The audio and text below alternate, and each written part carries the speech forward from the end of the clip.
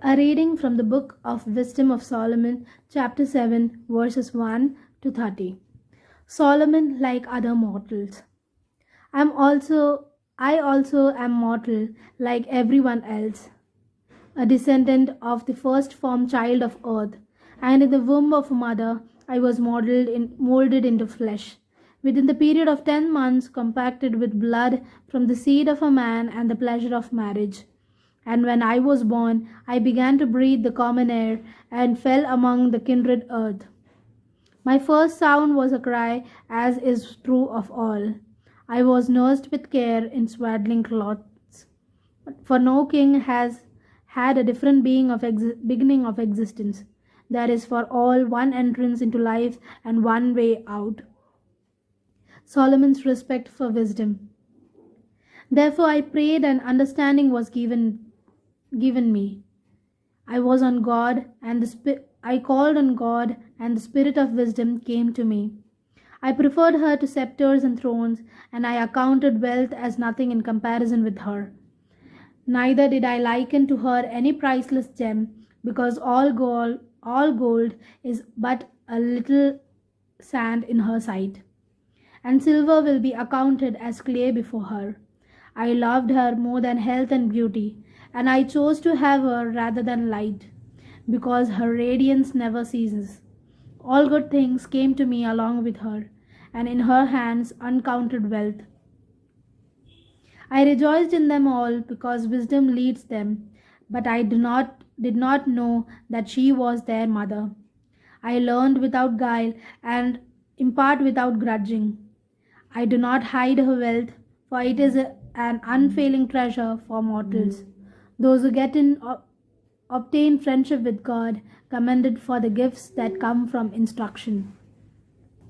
Solomon prays for wisdom. May God grant me to speak with judgment, and to have thoughts worthy of what I have received.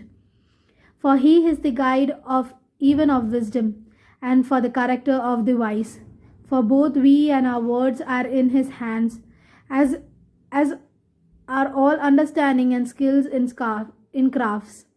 For it is he who gave me unerring knowledge of what exists, to know the structure of the world and the activity of the elements, the beginning and end and middle of times, the alternations of the solstices and the changes of the seasons, the cycles of the years and the constellations of the stars, the natures of animals and the tempers of wild animals, the powers of spirits and the thought of human beings, the varieties of plants and the virtues of roots. I learned both what is secret and what is manifest. For wisdom, the fashioner of all things, taught me the nature of wisdom. This is in her a spirit that is intelligent, holy, unique, manifold, subtle, mobile, clear, unpolluted, distinct, invulnerable, loving the good, keen, irresistible, beneficent, humane, steadfast, sure, free from anxiety, all powerful, overseeing all, and penetrating through all spirits that are intelligent, pure, and altogether subtle.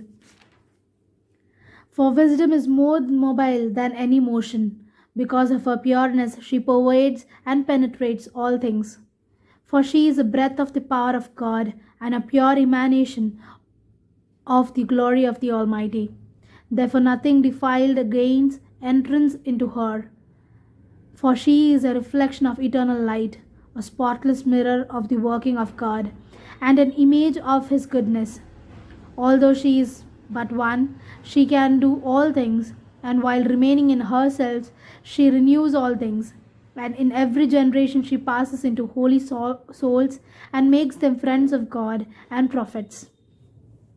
For God loves nothing so much as the person who lives with wisdom. She is more beautiful than the sun, and excels every constellation of the stars. Prepared with the light, she is found to be superior, for it is succeeded by the night. But against wisdom, evil does not prevail. She reaches mightily from one end of the earth to the other, and she orders all things well.